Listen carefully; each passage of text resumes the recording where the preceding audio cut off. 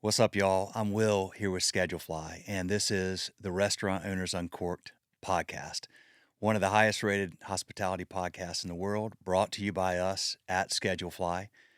We provide a very simple web-based restaurant employee scheduling software backed by legendary customer service. If you're on pencil and paper or Excel, or you're on some software with tons of bells and whistles and features you don't need or use, Schedulefly is the perfect place for you. Easy to use, point, click, and go, and we'll take great care of you. Schedulefly.com, free trial, check it out. Also, this podcast is brought to you by our sponsors. Today's episode is brought to you by Webstaurant Store, the ultimate destination for restaurant pros. Whether you're launching a new cafe or prepping for the holiday rush, we've got you covered with top-notch equipment and everyday essentials, all at unbeatable prices.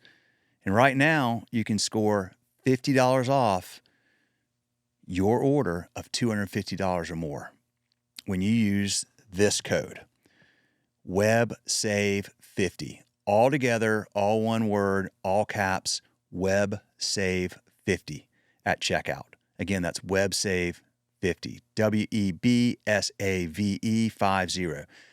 But act fast, because this deal ends December 31st. Visit webstaurantstore.com to keep your kitchen running strong. Hey, what's up, y'all? This was a unique episode. This is Sam Oches, who is an editorial director at Informa. So he's in restaurant media. And like me, did not grow up in the restaurant industry, but also like me over the last 15 years has learned to appreciate and respect and love and learn a lot from the restaurant industry, and is a big advocate for the restaurant industry and hospitality. And this was both inspiring, this is educational, this is a thoughtful and intentional conversation that I thoroughly enjoyed, and I know that you will too. So thank you for listening. Thank you for watching. So my name is Sam Oches. I am the editorial director for Nation's Restaurant News and Restaurant Hospitality magazines, which are a part of Informa Connect Food Service. Also serve as editor-in-chief of Nation's Restaurant News. Nice. I read your LinkedIn, man. You've had an interesting career path, so congratulations. You're clearly Thank you. doing something you love and doing a great job with it. I appreciate that. I've considered myself the luckiest person in the world because I could be writing about a lot of other industries that are not restaurants. Yeah. But I'm writing about restaurants and part of this industry, and I feel like that's just, I never set out to do that intentionally. So the fact that I stumbled my way into this industry is the biggest stroke of luck I could have ever hoped for. Well, tell me about that, because I saw okay, so you're up in Columbus, Ohio, right? That's right. I live in Columbus now. Is that where you're from? I'm from about an hour south of Columbus in a town called Athens, Ohio, which is where Ohio University is. Ohio University. But were you down in Chapel Hill for a little while, or was that just part of the? I was. Yeah. Okay. I lived in Durham for 13 years. Okay, gotcha. All right, so you've been down here. Got my second home. North Carolinas. Carolina is my second home. Absolutely. And yeah, a story about that is I graduated college, and a week later I moved to Durham to be the associate editor for QSR magazine, and then was there for 12 years before I was recruited to join Nation's Restaurant News and Informa, and then was in Durham for another year as we looked for a house in Columbus. The intention was always to move back. We had kids, and it was time to go home and be closer to family. So that's what we did in 2022. We moved back. You get out of college, and I saw that, looks like, so this must have been the career you were targeting, just not necessarily in hospitality. Is that right? That's right. Yeah. When I was in college, I wanted to be the next great Rolling Stone journalist. I was going to be a music journalist. All right. Yeah. And I'm a musician, and all 4 years of college, I covered bands and live music and shows. And I wanted to be that guy, the Cameron Crowe, go on the road with the bands and maybe be in the band, but also write about it. That was the dream. And I graduated in 2009 out of Ohio University, and there were no jobs. So No, they're sure not not. only That's right. there were no jobs, period, but there were no journalism jobs, and there were especially no music journalism jobs. I had a girlfriend at the time who is now my wife. Knew we wanted to get married and start our life together, and I knew that I needed income. So partway through college, I pivoted to business journalism because I knew that was my best shot. I had a great college advisor who told me, like, you'll find a job if you go into business journalism. Yeah. And sure enough, I found a job right out of college, which most of my friends either couldn't find jobs or just went to grad school because that 2009 was just awful. There was just Mm. nothing for college Mm. graduates. So again, lucky that I stumbled into that role at QSR magazine and was ultimately there for 12 years. Well, with every success story, it's like some balance of, skill, luck, and hard work, man. So, those other two pieces are part of that for sure, outside of the luck. You, okay, then I have to ask so what instrument do you play? I'm a drummer. Oh, yeah, man, I'm a big Dave Grohl fan. I'm a little disappointed at him right now, but I do think I have let's you see. have the Here we go. storyteller up there? Storyteller right here. Yeah, these are all my music biographies. Because yeah, same. And also likewise as disappointed. It's like if Tom Hanks suddenly turned into a monster. I mean, well, I shouldn't. I'll reserve judgment. That's not my place to comment on that whole Well, just situation. you're just kind of the thing about that is like it's always been like he's this exception. He's the good guy, he's like this guy. I got my kids all like they're all into the Foo Fighters. And I was like, well, kids, you never put anybody on a pedestal. Here's why. But Yeah. okay, so you're a drummer. What kind of music do you play? I am currently in an 80s cover band, Oh, is dude, my awesome. current thing. Yeah, we're called Nakatoni Danza. No way. Um, Nakatoni Tower. yeah. Oh man. Yeah, we were Nakatomi Plaza and found out there's another band called that, so we went with Nakatoni Danza instead. That's an even better So name, I Nakatoni know, Dancer. actually, I'm really happy that ended up working out for us. We've got these great here. I'll show you I don't know if people are watching, but Oh, those are our band that is stickers. awesome. Can I find your music? Like, is it on Spotify or somewhere? Or No, you have we don't do originals because we're because you're just 80 just a cover band. covers. Yeah. We're fairly new. We're on social media, but like with a handful of followers. We mostly so the longer story is I played in bands in college, and I had a punk rock band and a folk rock band in college, and a couple of guys from both of those bands started this 80s cover band, and it's based in Athens still.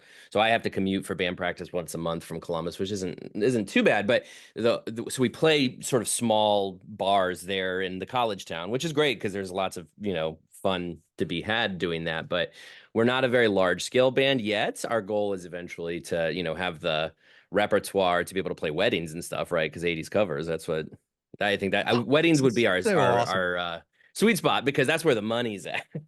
So, but yeah, I did, mostly rock. Like I said, I was in punk band in college, and I think that's what I listened to a lot growing up. And then, you can see I've got White Stripes record right here and Yeah.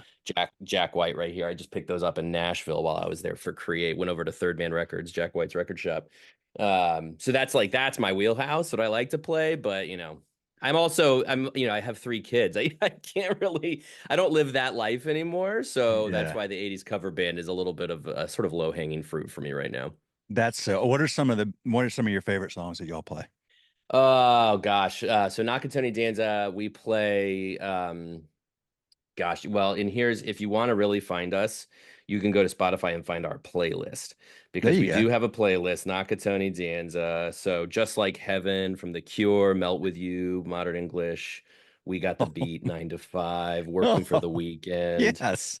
We do this insane 18 song medley that's about 25 minutes long, where we just do little snippets of a bunch of songs. So we like to have some fun with it, that's for sure. And I dress like John McEnroe. We all dress like 80s characters, and I'm John McEnroe. So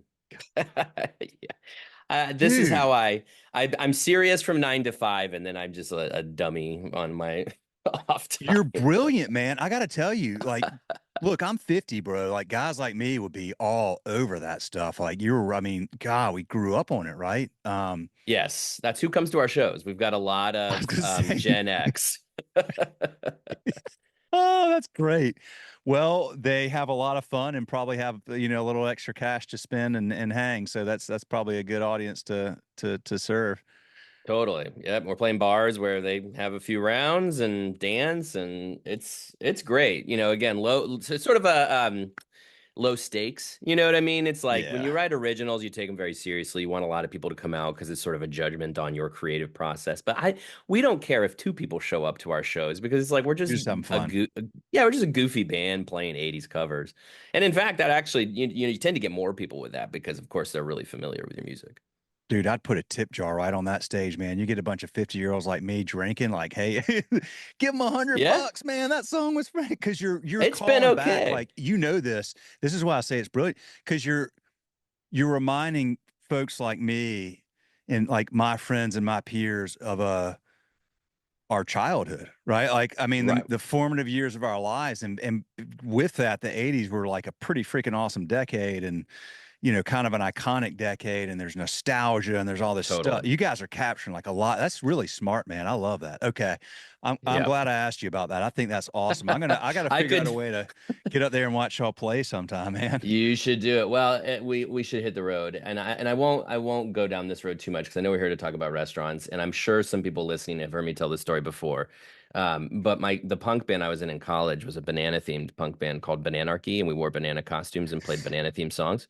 Now there is a music video for that. If you look for Bananarchy on YouTube, there's a music video, and I only bring this story up because what I am dying to do someday is play at a food function. I like at the National Yes. Restaurant Show, and it's like I've told all of my colleagues, we own the National Restaurant Show. I've told all my colleagues, like, if y'all want just a goofy, fun banana themed punk rock band, I am prepared to reassemble the bananas for that. So you've heard it here. And if we need to get Chiquita and Dole in on the action and sponsor something like that, that it could happen. We can make this happen. Okay, I tell you what. I'll give you a low stakes handshake offer to do this. Is like what we'll do is if you guys want to, especially if you'll travel, you come down here to Durham, and I'll get a bunch of schedule fly customers, somebody to host it, and then we'll invite all of them. We'll sponsor it and let you guys have your first taste. And we'll just Deal. just Oh, have a we'll do bunch of it. hospitality people hanging out. Well, because it all goes together, right? I mean, that's why I wanted to. Yeah, I didn't want to just like brush this part aside because it's entertainment and hospitality, and it all those things are closely aligned. And where there's a good confluence of like hospitality and great music, man, like, magic happens. So, totally agree. Yeah, and I spend a lot of my days now on stages because with all of the conferences we now have in our portfolio, I have the great privilege of being on stage to moderate sessions and MC those things. And then to be on stage with bands and being on stage, one thing I can tell you, no matter your industry, but especially this industry, it is about having fun. Nobody wants any stiff on a stage, right? Like if it's boring, slow, whatever, dry, you lose the attention. Everything is always about that fun, that hospitality from the stage because the audience, that's how you engage with the audience, right? And it's no different than in a restaurant, is the hospitality and service you provide from the wait staff to the kitchen to whatever. It's look at it all as a show, right? Like and people will go for the show, they want a good time, and they're going to leave with that impression of that good time if you're able to facilitate it. So that's why I think I'm very comfortable on a stage because I've been dressed as a banana on a stage. I've been dressed as John McEnroe on a stage. I tell my colleagues I'll do the stupid stuff because if it's all in the service of the audience having a good time, I don't really care. well, I mean, look at the Savannah Bananas and what they've done with going out there and doing something, putting Totally. themselves out there and being different. Um, well, okay, so before we get in, I want to get into your career, and I want to talk about what's going on with restaurants and all this kind of stuff. Sure. But I'm a uh, I'm a dad, as you're a dad, and I see your I Love Dad coffee mug back there Yeah. behind you. And I went through some of your posts, and I saw the note that you got on your computer screen that day when you were, you were talking about like working at home. So, how many kids do you have, and how old are they? I have three kids, an 8-year-old daughter named Mabel, almost 6-year-old son named Jude, and then a 7-month-old named Bowie. Uh, oh, look at that's awesome, And Bowie. Yeah, yes, he is named after David. that is freaking awesome. Well, you're a blessed dude. It sounds like you married your college sweetheart, or Mhm. and you got three kids, and you're pursuing something you love, man. So like, you got a lot to wake up and be grateful for every day. I tip my hat, man. That's amazing. For sure. And it's, it's a busy life, as I'm sure yours is too, right? It's nonstop, morning to night.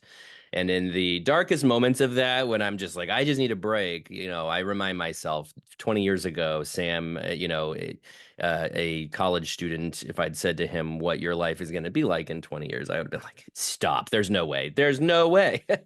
Sold. Yes, I'll So take that. very Yep. exactly. I'm like, that's exactly the life I want. So I do have to count my blessings for sure. Well, here's the thing, man. Um, I work out of my house too, and those early years when my kids are older now, they're 20, 17, and 15, daughter and two sons. When they were those ages ish, like, is really hard. The daily tactical and logistical grind in balancing that and having a busy work schedule is like, can be overwhelming and exhausting. Then Yeah. they get to be, but you're like their hero, right? Mom and Mhm. dad are their heroes. And then they get to be teenagers, and they're like, I'm going to, and they start spreading their wings, which they're supposed to do, but you're not like as needed, especially when they get cars. And then they go to college, and you're like, oh, dude, I would give anything for those days if I had them back. Cause now it's like, You miss what I've got. dude, I went out of town recently and I came back the next day. My son's like, I was like, yeah, I was at whatever. He's like, you were out of town last night? I'm like, oh my God, he didn't even know I was gone. Like, so Yeah. you get that piece and you're just like, so it's not the physical and tactical stuff. It's the emotional stuff when they get to be teens. And then you're always worried about them. Like, they're going out into the world and all the risks and all the stuff that's out there now. So enjoy it, Yeah. even though, yes, tough. Well, Yeah. okay. So you get done and tough time. Yes, I remember 2008, 2009 very well. Um, Not in a positive way, but you go down there to Durham, you get this job, and this is now your connection to hospitality. Had you worked hmm in restaurants before, or ever had any experience like bussing tables or anything? Because this is like you're just No. getting into something and learning Uh, from day one. yeah, it's embarrassing now, knowing what my career has become. But I mowed lawns as a teenager, and then I got like when I was a freshman in college, I got a desk job as an assistant with one of the university offices. Never worked in a restaurant, and so 15 years now in this industry, covering this industry. I feel like I might as well have. And I've also, for the sake of content, been able to be in the kitchen and do some cooking. So I've like, fake worked in restaurants before. But no, never worked in a restaurant. And I do actually regret that now. Although who knows? I mean, maybe when I found this restaurant magazine job, had I worked in restaurants, maybe I would have been like, nope, not going back into that. Again, very, very fortunate that it has worked out as it did because this industry, to your point earlier, this is a people industry. I am a people person. I thrive on extrovert. I thrive on relationships and social connection. And so being a part of the restaurant industry, it's fun. It's constant connection to good people who want to again have a good time. And there are trade magazines for pretty crazy industries, right? I mean, there's trade magazines for everything, right? So I could have found a job at a plumbing trade magazine. I could have found a job at a, welding trade magazine. And it's not to, dismiss those, by the way, because I'm sure there are great magazines in those fields, but I would have never, ever known anything about those fields. Like I would have come in way more from scratch if I was covering those industries than coming into writing about restaurants. At least at the very least, I was a customer. So I Right. knew restaurants from the customer perspective. And, you know, QSR, of course, covering national quick service chains, I was a customer of businesses I was writing about. So I at least had that familiarity coming into it of what these businesses serve, what they're all about, what their brands are. And not, I didn't have to start from scratch. So in again, another big feeling like that was very lucky for me to end up in that. Hey, y'all, running a restaurant, as we all know, is no easy task, but Webstaurant Store has your back. From heavy duty equipment to everyday kitchen essentials, we've got everything you need to stay stocked all year long. And right now, you can save $50 on your order of $250 or more when you use the code WebSave50 at checkout. That's WEBSAVE50, WebSave50. But hurry, this offer is only available until December 31st. Visit webstaurantstore.com today to snag some savings. And y'all, I'll throw in this piece. That's what they asked me to say. These folks are awesome to work with. They have a great website, highly regarded, a lot of happy customers, and we're super stoked to have them as a sponsor. So go check them out, webstaurantstore.com. And again, that code is WebSave50. Thanks.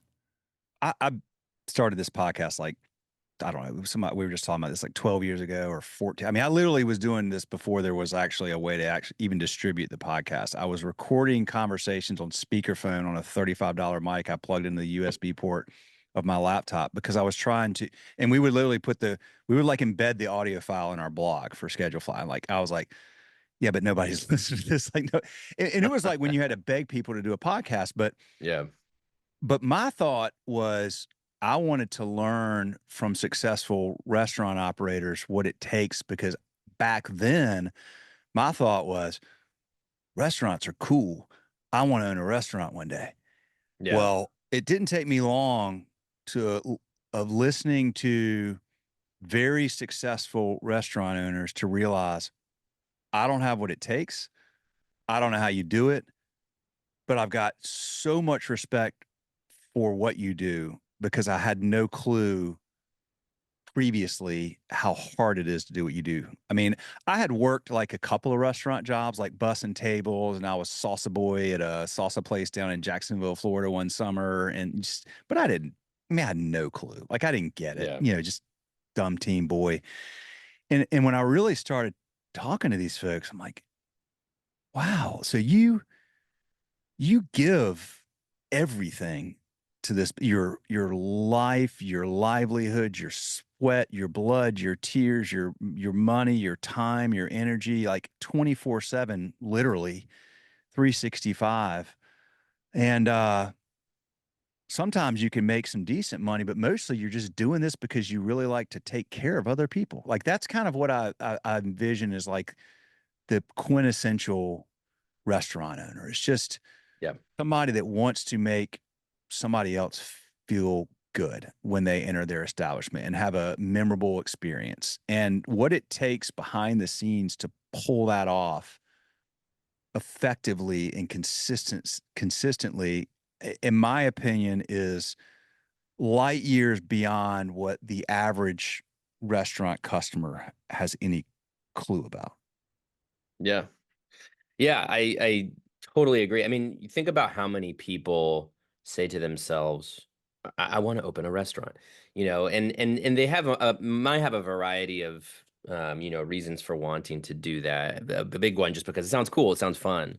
But those who really get to the finish line, I mean, it is a labor of love, right? I mean, you have to be passionate about it. You have to be passionate about creating those experiences because it is going to be the hardest thing you've ever done in your life to open a restaurant, right? I mean, the bass player for Nakatoni Danza, he owns a coffee shop and it's been around for now 20 years, but he told me, the first 3 years he was there open to close every single day to make Yep. sure that it was successful. He barely saw his family. It was just the constant grind.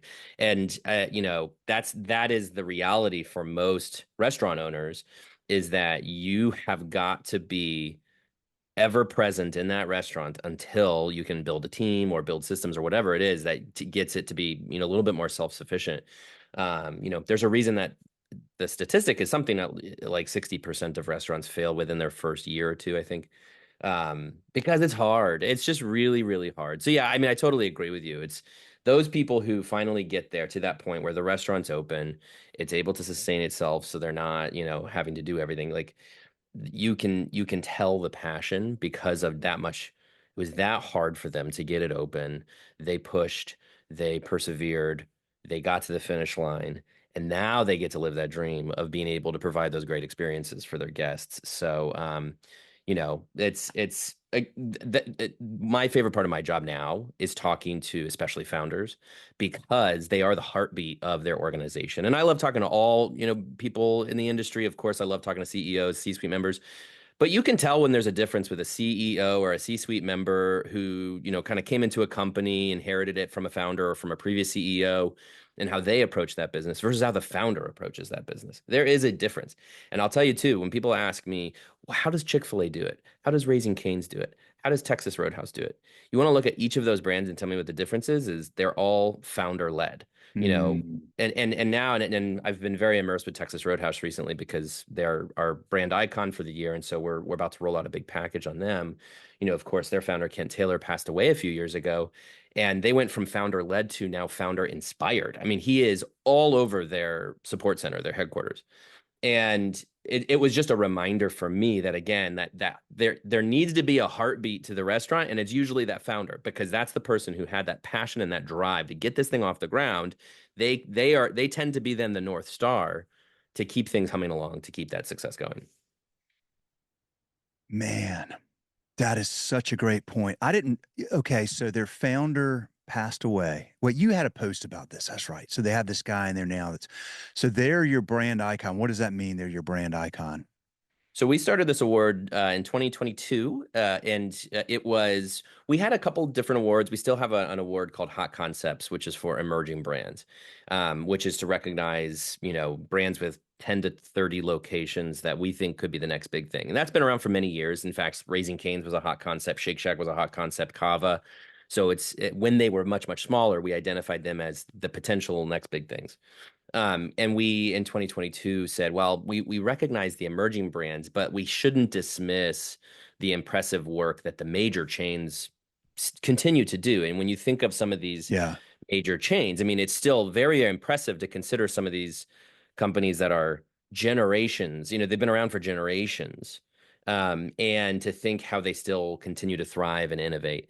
So the first year we awarded White Castle, which I mean, come on, it's been around over 100 years and it's still relevant. And Mm. then last year we recognized Taco Bell, and Taco Bell, you know, perfectly emblematic of here's a brand that's been around 60 years.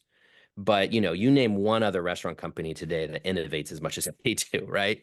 Right. So we created this award with brand icon to acknowledge, as we say, those restaurant brands that live at the intersection of legacy and innovation. Mm. So this year's winner was Texas Roadhouse, which it's been around for 31 years, not quite as long as Taco Bell or White Castle, but it is when you dig into Texas Roadhouse's success in the past few years, especially, it is just remarkable what they're able to accomplish against all odds. It's this big box casual dining chain that operates in a lot of really small communities around the country, and it just slays. I mean, if you look into their financials, it is just remarkable what they're able to do, and they're dinner only.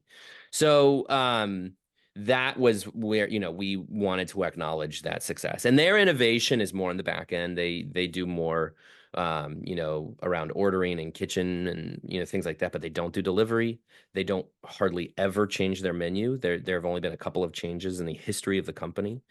So when we say that we're recognizing them for innovation, it's more around some of the things they've done operationally. But that's brand icon. We're going to do it every year. So no thoughts yet as to who next year will be, but it will be another company that again is big chain, but still innovating and maintaining relevance. I hear so many great things about Texas Roadhouse and the people that operate that business. What you mentioned they're doing things, the back end and innovating, but what is it? What are they doing so well? Like how are they able to do what they're doing in these small towns as dinner only and be so successful? I'd say the secret. The secret is this managing partner program that they have. So very Okay. similar to Chick-fil-A, by the way. So if you're familiar with Chick-fil-A, or Raising Cane's for that matter. If you really want to know how to be a successful restaurant company, I mean, I don't think those three right there are the ones that you should be studying because of how they've structured their companies. So with Texas Roadhouse, they have these managing partners, similar to Chick-fil-A's owner operators. The managing partner, they are somebody who's been in the system. So often somebody who's worked their way up in a restaurant has been identified as, somebody in the talent pipeline who's got leadership. And Texas Roadhouse, of course, there's demand to grow. I think they grow roughly 25 restaurants per year. So 25 people then get the opportunity to open their own restaurant. They buy into it. I think they spend $20,000, or $25,000 of their own money. Skin in the game. And yep, they got skin in the game. And then they get 10% of their bottom line. So as Texas Yeah. Roadhouse says, they make their own paycheck. And so what is so key about that is that then they are the ones who are hustling every single day in their local community to get the name of to get Texas Roadhouse out there, to be a part of the community. Texas Roadhouse does not do any national marketing. They do all local store marketing because their theory is that managing partner, by being a part of the schools and the churches and the businesses in each community where they operate, by doing that, they're able to build that loyal customer base in that community. And it's very, very successful that they have that skin in the game, to your point. They're hustling to get that, 10% of the bottom line, which is extremely lucrative in a lot of cases. And they are a part of their community, every which way they can be, so that it becomes sort of that community restaurant. And I think about, my hometown, Athens, Ohio, very small college town, but there is a Texas Roadhouse there, and arguably I don't want to say the best restaurant there, but it is among casual sit down, certainly chains, is by far the best thing going. And so that's where everybody in the area is drawn to. And that's how they're able to be so successful, is because they're able to become that very community oriented restaurant.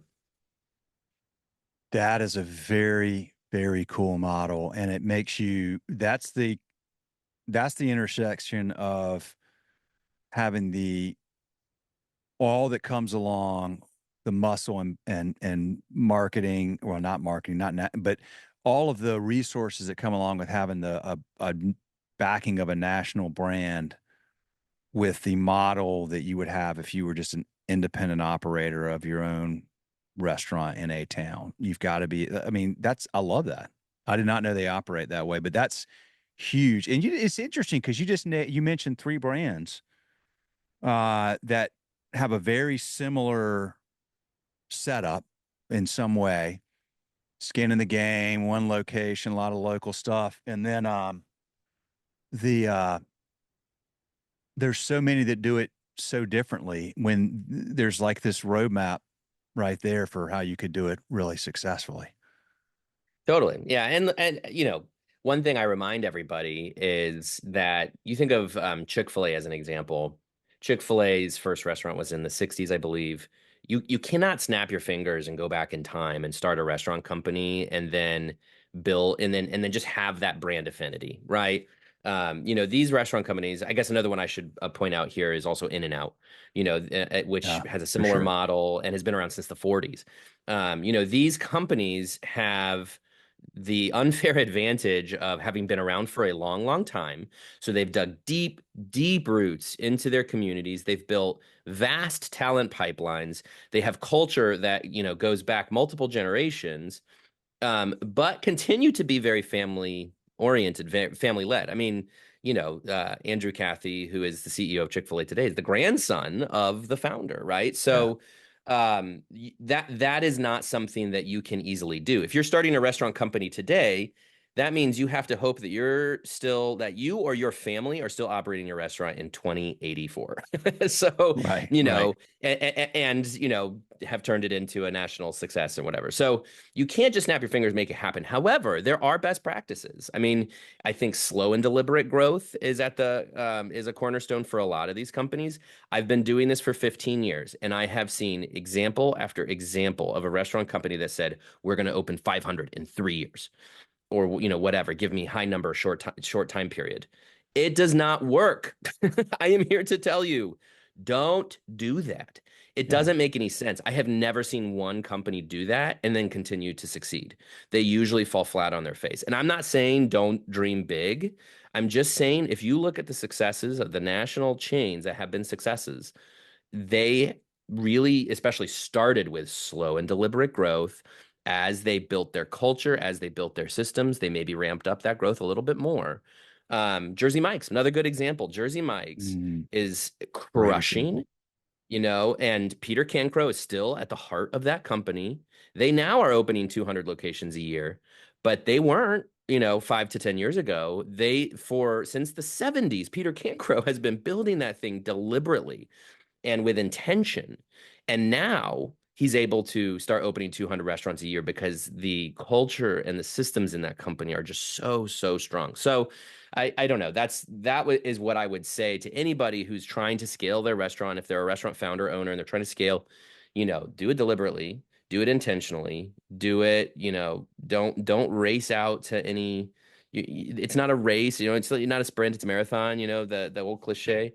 But also people first, right? And that's the other thing about all those companies that I've named is the very, very intentional culture that they've built to take care of their people, keep their people around, develop the talent, recognize that talent by giving them ownership in the company. All of those things are, for me, sort of the secret recipe that makes a very successful restaurant chain.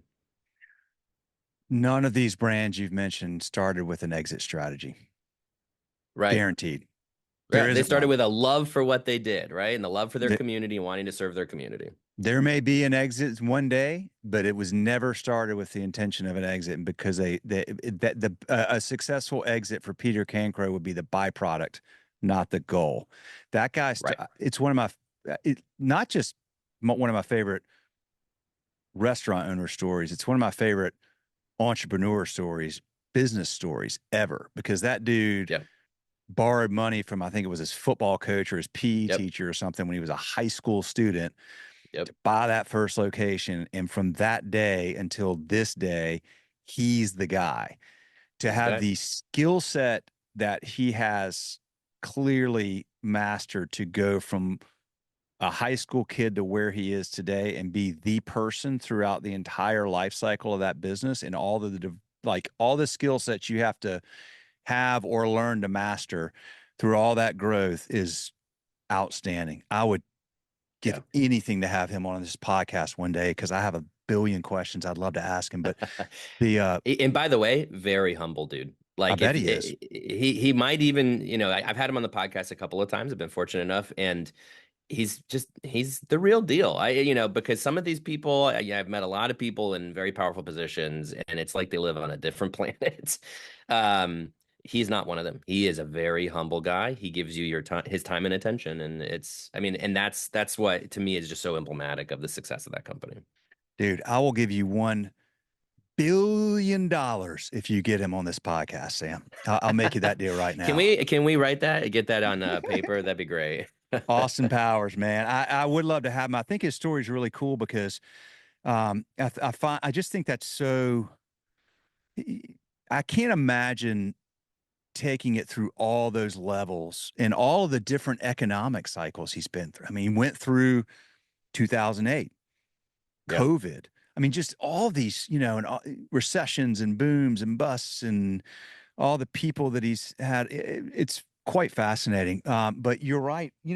A buddy of mine um, wrote a book called The Hockey Stick Principles a few years back, and he talks about, um, people are always looking for this quote hockey stick growth, but he reminds you so much in that book is like you have to get through what he calls the blade years. Like you think of a hockey stick, it's like, okay, well, if you want to get this compounded nonlinear growth, guess what?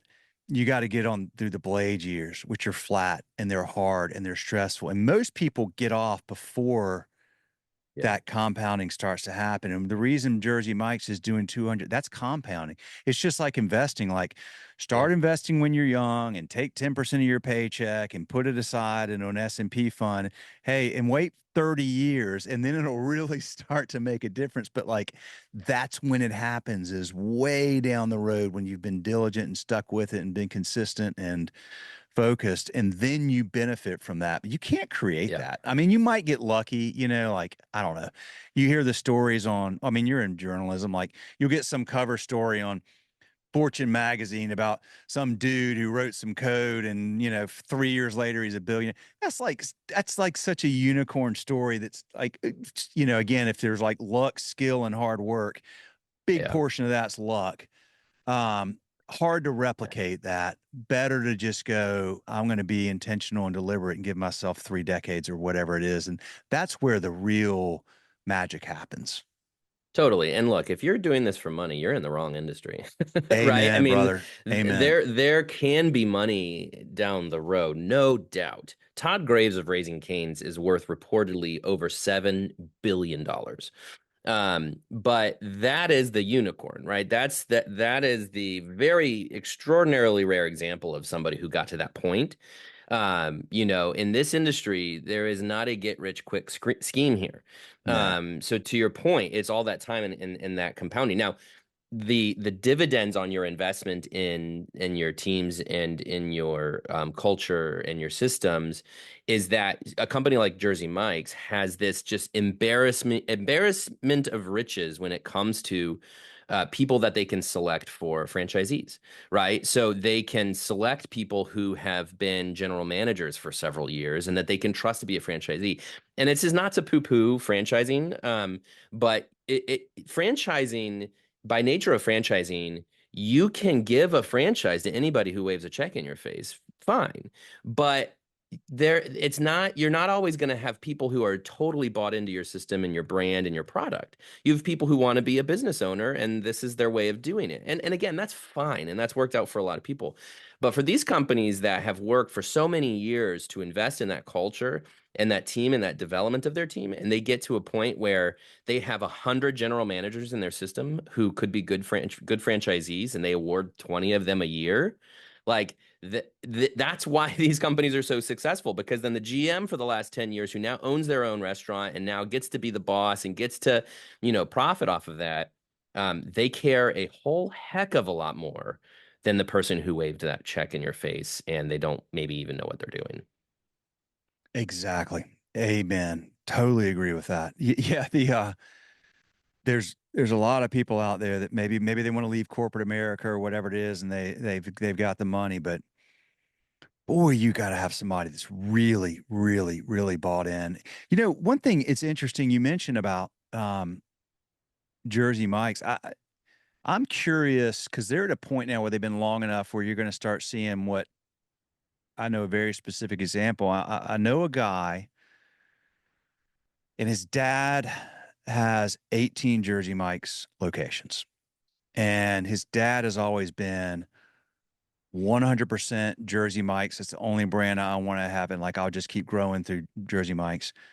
But his dad's retiring, and his son's taking over, and his son's like, don't know if I want all my eggs in one basket. So he's buying into a different franchise brand to sort of diversify.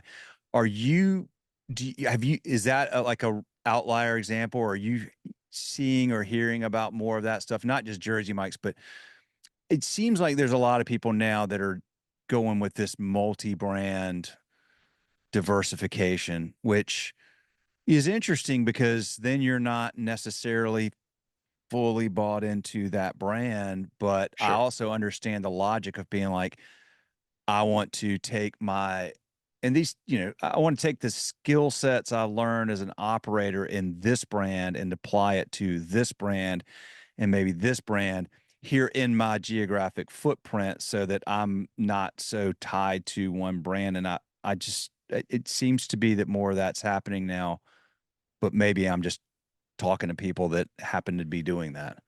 No, I think you're right. I mean, that's definitely not an outlier. Now, look, the first thing I'll say is if you put all your eggs in one basket, there are worse baskets than Jersey Mike's. Yeah, Like right. That's I think if that's your basket, I think it's okay not if a those are bad all one. Yeah, all your eggs are right, in that one. right. But sure, I mean, if what you want to do then is level up, if you want to go from 18 locations to 40 locations, and you don't have the patience that that one brand wants you to, because you then that's a conversation with the brand. They have to award you that geography. They have to work with you to, buy into more locations because that's a partnership, right? And if you want to level up faster than that, then buying into another brand is a great way to do that. Now, problem is if you have two or three brands in your portfolio, I mean, it's two or three systems you have to follow, two or three cultures you have to build.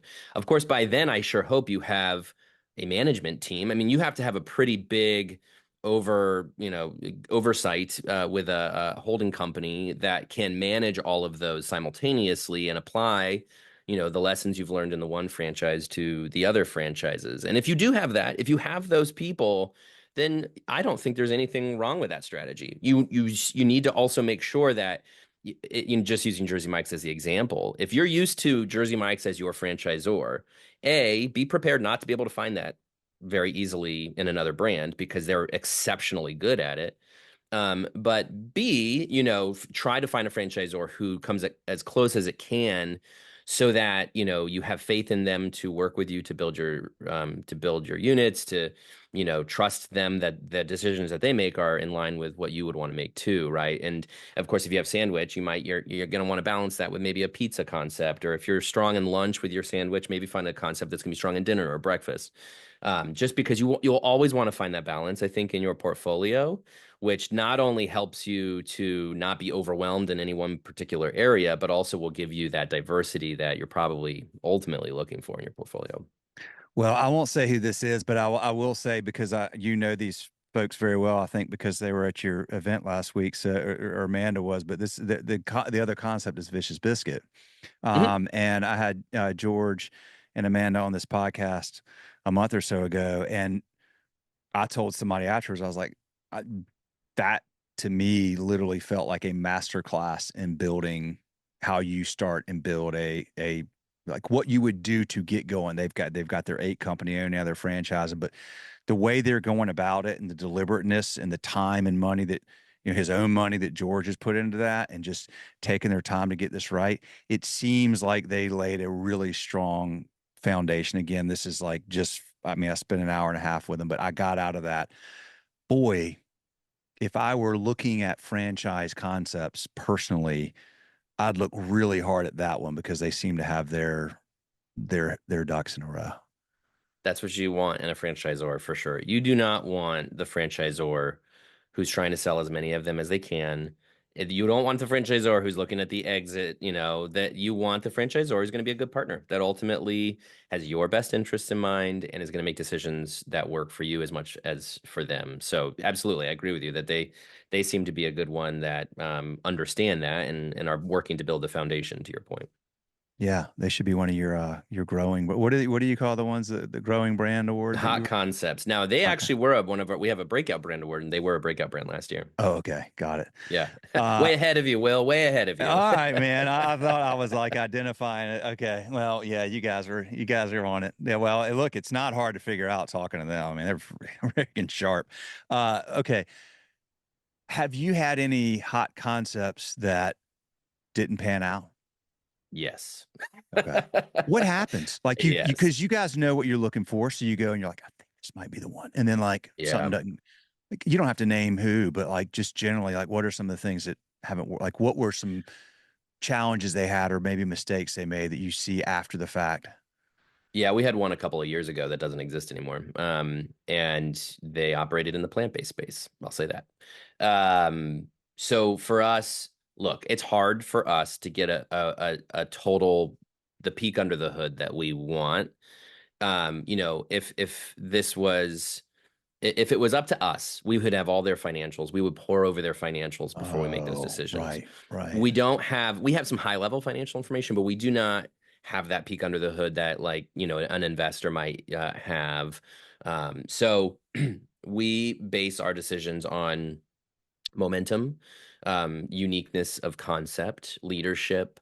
Some of it's a gut check. Myself and my team, we've all been doing this for several years. So to some degree, it's like you know it when you see it. And again, having selected in the past, this was before I was at Nation's Restaurant News, but we've selected in the past Shake Shack and Kava, Raising Cane's. We've had a lot of good calls, so you kind of have a sense of who's got it, and so that is a big part of how we decide. But we have sort of the 30,000 foot viewpoint of their financials.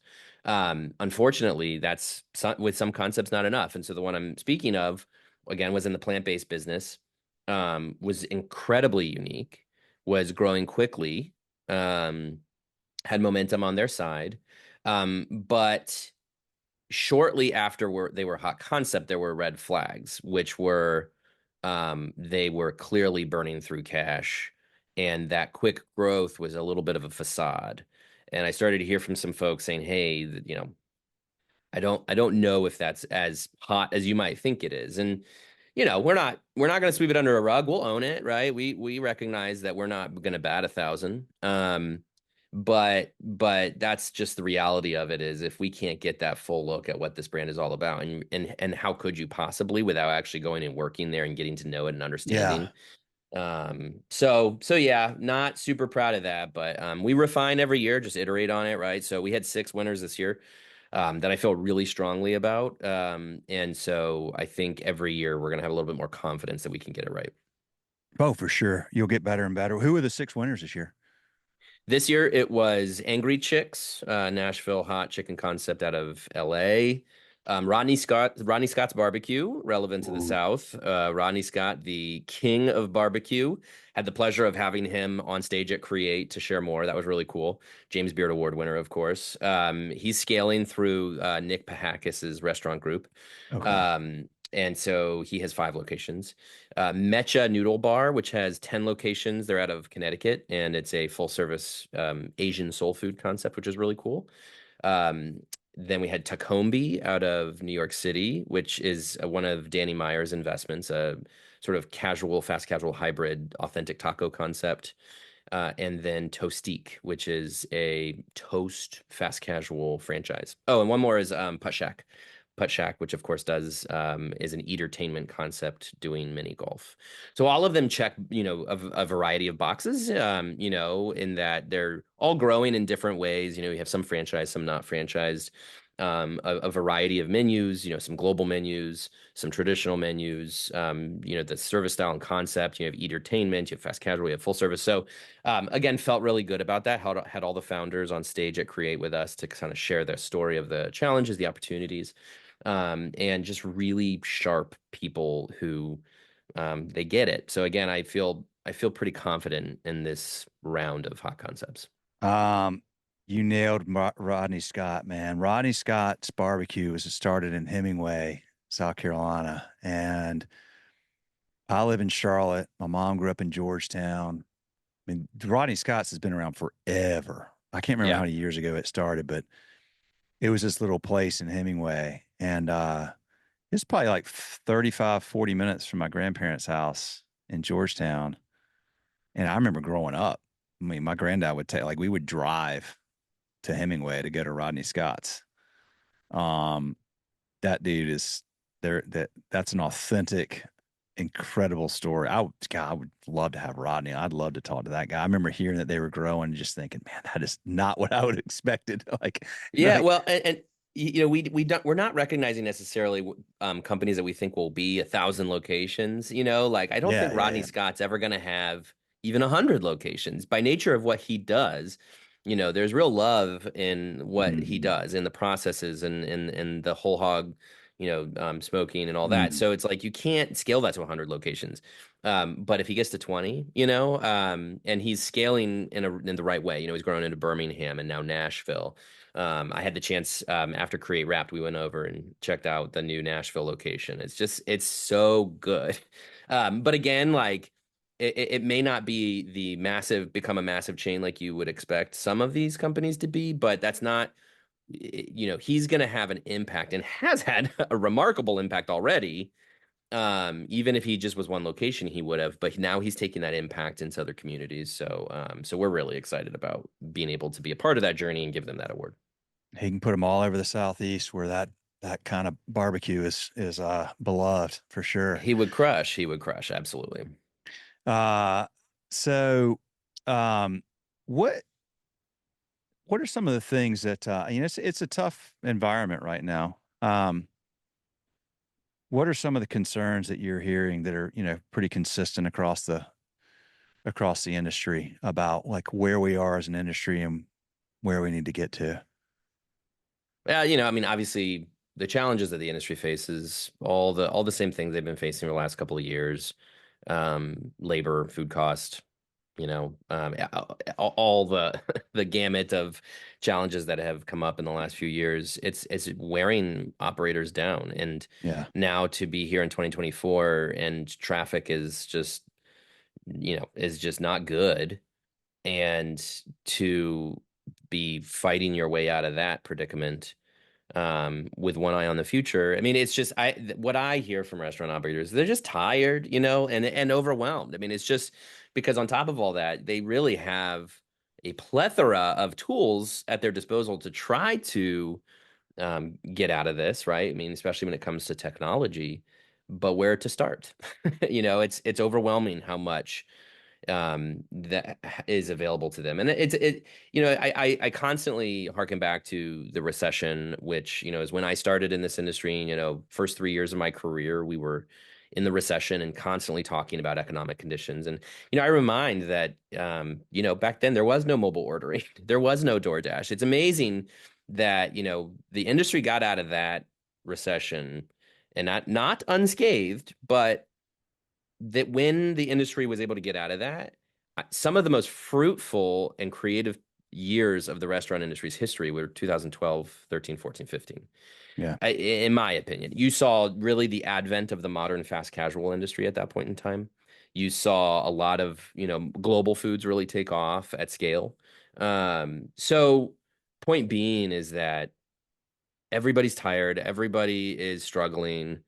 Um, but through that necessity of being kind of backed into a corner and fighting your way out, I think at some point, I can't promise this will happen in 2025, but I know on the other side of this will be a period of abundance and creativity. And I'm excited about that.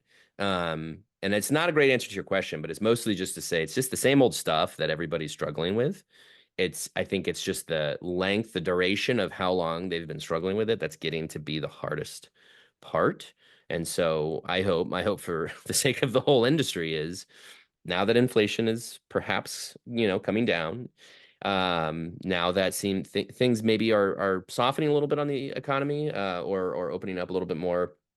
Hopefully that means, customers start to get a little bit more willing to spend on food outside the home, and then that can give a jolt of energy to those operators who are just really tired.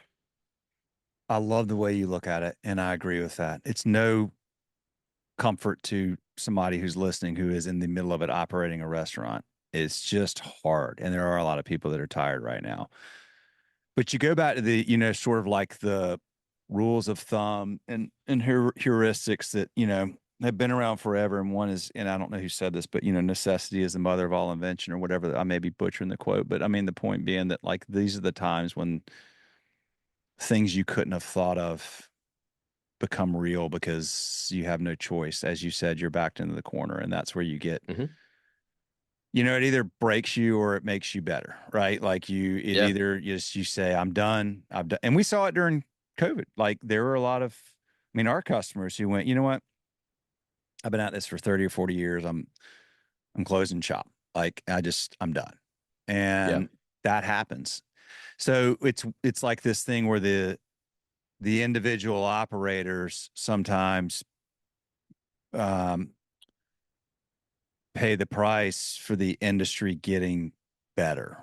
So on an individual basis, it can be really hard, and it can be just it can bring you to your knees. But then the industry learns and gets better as a whole, and that permeates the industry eventually, and the industry just gets better, just like it did in those early years after the Great Yeah. Recession. So, And it won't be without its victims, right? It it won't be won't. without No, some it restaurants won't. closing, Yeah, unfortunately. that's So, part of it. That's part of it, and it's unfortunate, but the industry all because I mean, look, like you've got these creative minds coming in here, right? Like it's such an amazing industry as a collective that through periods of crisis somehow navigates and as an industry gets, I mean, again, COVID forced a lot of people to go, you know what? These are the 10 things that we've had on the back of our minds for a while now that we knew we needed to solve for. Now's the time. And if you right. did that and you embrace new technology and you figured out ways to be leaner and more nimble and to pivot, then you came out better. So many people tell me like, gosh, we are so much better run today than we were before COVID because of COVID. Yeah. Not in spite of it. So um it's this concept of have you ever heard of there's a guy named Nassim Taleb. He's written books called The Black Swan and Anti-Fragile. And Mm-mm. uh I mean the concept of anti-fragility, he coined that. And it's like, look, you like any item can be one of three things. You can be fragile, robust, or anti-fragile. Fragile is like a teacup. Like if I took a teacup and I dropped it on this, hard table, it would break. This table right here is robust. If I hit it, it doesn't harm it, but it doesn't get better. Something that's anti-fragile, like maybe your muscles, you go to the gym, you put it under a short period of acute stress and give it some room to grow and it gets better. And I think Hmm. that, hopefully that you is sort of a mind trick with this stuff. Like if you're listening to this, like let this be a period that hopefully doesn't break you, or that hopefully you don't just endure, but you go, how do we leverage the stressor right now to grow and get better? That's what Yeah. anti-fragility is. Makes sense. And you have to lean into that, right? You have to embrace it, You and have that's not to. going to be easy. You have to. You really do. Well, we've been at it almost an hour. I want to respect your time, but I want to ask you if is there anything else you want to talk about that I haven't asked you about that you think we should talk about? Oh man, I mean, do you want to talk another hour about music? Because we could get into music and Oh, dude, I gotta tell you, man, I'm so excited to come watch your band at some point. Like, do you, so you don't play in Columbus, do you? we're still pretty new band, so what we're doing now in playing the small shows in the small town, just kind of building, making a name for ourselves, getting our resume, and then cracking into the Columbus market, which all of us are old and busy, and so to be able to find the time to talk to band promoters or show promoters and band bookers, things like that. It's a lot of work, and I'm just Mhm. glad I'm not the band manager. I just kind of go where I'm told when I'm told to be there. So I got a show this Saturday though. We're playing. Athens has a very famous Halloween party where thousands of people are up down, and I'm playing it, so that'll be fun. Maybe that'll get our name out there a little bit. So my daughter goes to Penn State, and Hmm. and both she's been at Penn State for 3 years, but she still and my wife always say they talk about like, are we going to beat Ohio this year? And I'm like, oh, it's Ohio State. There is Yeah, a it drives me difference. And they're like, what's crazy. the difference? I'm like, there is a huge difference. Like, There's an Oregon and Oregon State. There's an there's a Oklahoma, North an Oklahoma Carolina and there's State, a North Carolina North State, and Carolina they are State. not the same school. Like, Yeah, so I yeah. was like, That's why we always had a chip on our shoulder at Ohio U, because all those examples I just gave are all both very large yeah, athletic powerhouses. In the Ohio instance, Ohio University is a large university, 30,000 students, but because athletics has never been a big deal, it just doesn't have the same kind of reputation.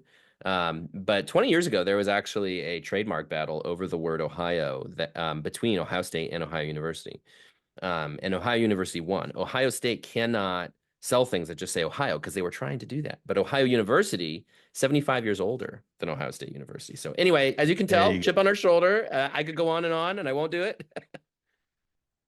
Well, I want to. I listen. I do want to get to see you play. I've been to Columbus some. Do you know? Do you know the guys over at Doyle? Mm-mm. uh, Doyle HCM, accounting, payroll, bookkeeping, primarily for restaurants, franchises, things like that. They just won the some publication there just awarded them like the fastest growing business in Columbus. Oh, Yeah, but probably good folks for you to know. But I've been up there to see them. I had never been to Columbus until this year, but I've driven up there a couple of times. Pretty drive, going up 77 and cutting over there. So I've done it probably 200 I was gonna times, say you've way probably more done that than quite a bit. Yeah, when I yeah. lived in North Carolina. Yeah, it's beautiful. West Virginia doesn't get a lot of accolades as a state, but if there's one thing I can say for it, it is a beautiful state to drive through. Okay. Last thing I'll say. So you have a podcast. I have a podcast. I'm assuming you Yeah, probably listen to some podcasts. I do. Have you ever heard of Martyr Made? No. Dude, all right. This is for your next drive. This is a Okay, okay, 5.5 hour episode. So Martyr Made is like it's like a long form history podcast. Long form okay. meaning that like there is an episode, it's episode number 22, and it's about the 1920 miners' rebellion in southern West Virginia. And I had listened to this, it's 5.5 hours long, and it's so freaking good. Wow. But I had listened, I loved that particular episode. It's called it's the Martyr May podcast. It's called Who's America is the name of the episode. It's number 22. Okay.